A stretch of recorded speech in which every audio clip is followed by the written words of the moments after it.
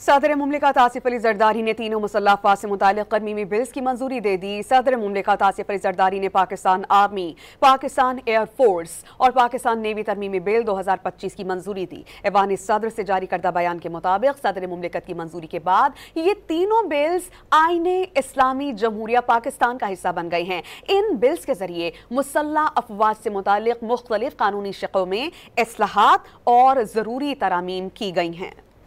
सदर मुमलिकत आसिफ अली जरदारी ने तीनों मुसल्लह अफवाज से मुताल्लिक़ तरमीमी बिल्स की मंजूरी दे दी। सदर मुमलिकत आसिफ अली जरदारी ने पाकिस्तान आर्मी, पाकिस्तान एयरफोर्स और पाकिस्तान नेवी तरमीमी बिल 2025 की मंजूरी दी। ऐवान सदर से जारी करदा बयान के मुताबिक सदर मुमलिकत की मंजूरी के बाद ये तीनों बिल्स आईने इस्लामी जमहूरिया पाकिस्तान का हिस्सा बन गए हैं। इन बिल्स के जरिए मुसल्लह अफवाज से मुताल्लिक़ मुख्तलिफ कानूनी शक़ों में इस्लाहात और ज़रूरी तरामीम की गई हैं।